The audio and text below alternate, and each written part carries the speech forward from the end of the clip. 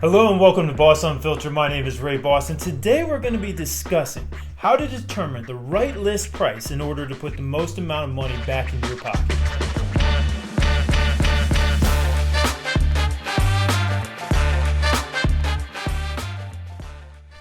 Alright, so before we get into all of that big picture stuff, let me talk about one thing that you should absolutely not do. Above all else, please don't do this. Do not base your pricing on a Zestimate. All right. Now, I can tell you right now, my heart rate is starting to increase. My blood pressure is starting to boil. I am not going to get into a big rant. Okay. I promised myself a little woosah. All right. So what I'm going to do is just leave it right there for you. Okay. Do not go based on a Zestimate. They are bullshit. If your realtor cannot give you a better idea of what the pricing should be, then your realtor's a dumbass. Hire a different one. Okay. Please, just hear me out, okay? Let me walk you through the steps of how you should actually price your home. Okay, so now, one thing that you could absolutely do is you could go in, you could list it at the top end of that spectrum. You could list it at maybe a 7, definitely an 8, a 9, a 10 on what the fair market value should be. Now, if you're doing that, you're pricing it high, okay? And if you're pricing it high, I like to think of this as fishing. And when you are fishing, you're casting out, right?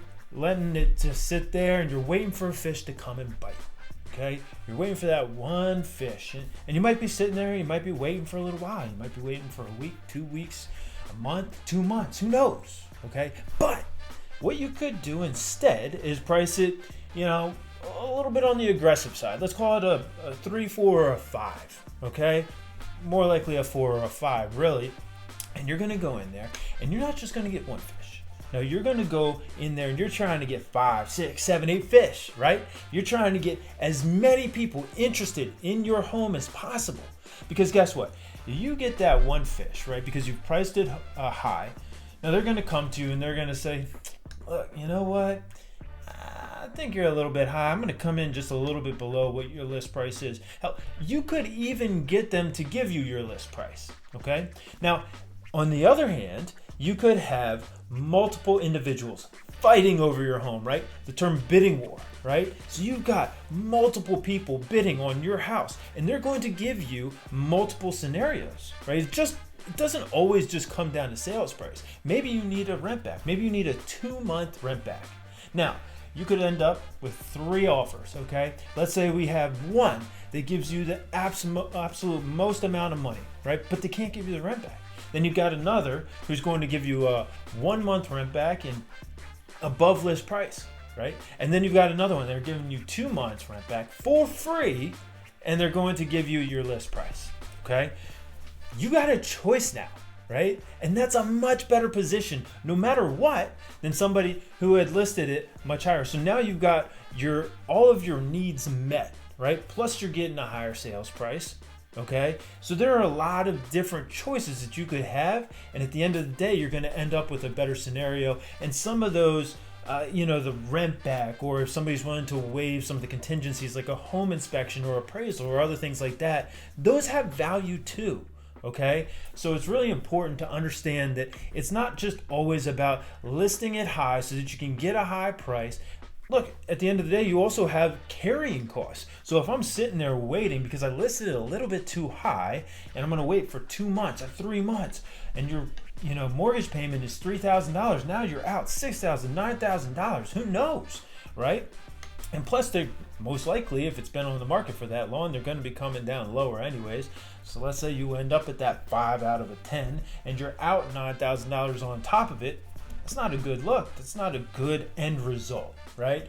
So there is a time and a place for everything, but more often than not, coming in with a semi-aggressive pricing strategy can really help you get the not only highest return, but also the best scenario for what you're looking for, what your priorities are. Now you may ask yourself, can I price it too low? Can I be too aggressive? Hell yeah, you can. Okay, what you can do is you can, create this perception that then becomes reality, right?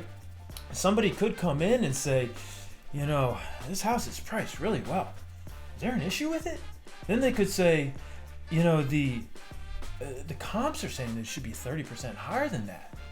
Well, that doesn't make any sense. Why would I give somebody 30% more than what they're listing it for?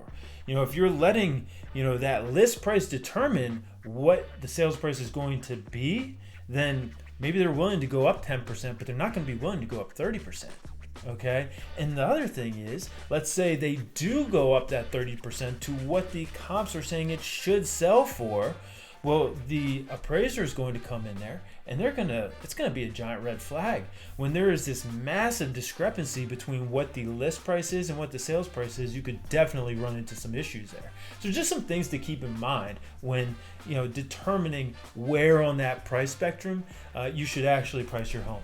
All right, so next up, we've got comp-based pricing. Now, what is a comp? A comp is a comparable sale. All right, so let's talk about those two different words. First up, we've got comparable, okay? And comparable means that it is a home that is very similar to yours, okay? Now, the first thing to keep in mind is that we want to compare apples to apples, and I alluded to this earlier by talking about Zillow and how it's not always a fair apples to apples comparison. A lot of times you have to be careful. You as a consumer have access to things like Zillow, Redfin, Trulia, Realtor.com, those different sites. And they'll tell you what the square footage is on the home, okay? But what square footage are they giving you? Maybe they're giving you the total square footage. Maybe they're giving you the total finished square footage. Maybe they're giving you the total living area, but not including the basement. It could be any multitude of things, and it does not specify on there what it is. So it is important for you to make sure that you are looking at comparable sales. Homes that are of a similar location, that have sold in the past 6 months, that have sold, that have a similar layout, and things of that nature. So that's what makes them comparable, okay? And then the other part of that is sale. It is very important that the first and most important thing that we look at is that a house is sold, okay? Because guess what? If a home is active, anybody could list any home for any price. Okay, I could list my house for $1 million. I sure as shit am not going to get $1 million for my house, okay?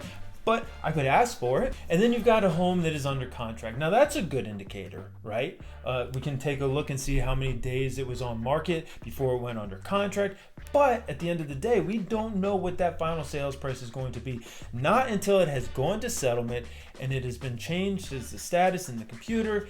And then we know the details, at least a little bit more clearly, of what that sale looked like, what that final sales price was, what the financing was, things of that nature. Okay, so those are the things that are really going to give us a true idea of what that fair market value was for that comparable sale, and that will influence the pricing for your home. All right, so once you've determined what your comparable sales are, then you need to make adjustments. And when you get into making adjustments, that's where you're really going to rely on your realtor. But it's okay to question them. It's good to question them. It keeps them on their toes, make sure they're sharp. And guess what? It allows you to take ownership of this entire thing, because at the end of the day, this is your home. This is your money. This is your sale, okay? They are facilitating it. However, you are the one who should be taking ownership of it and helping make those decisions, okay?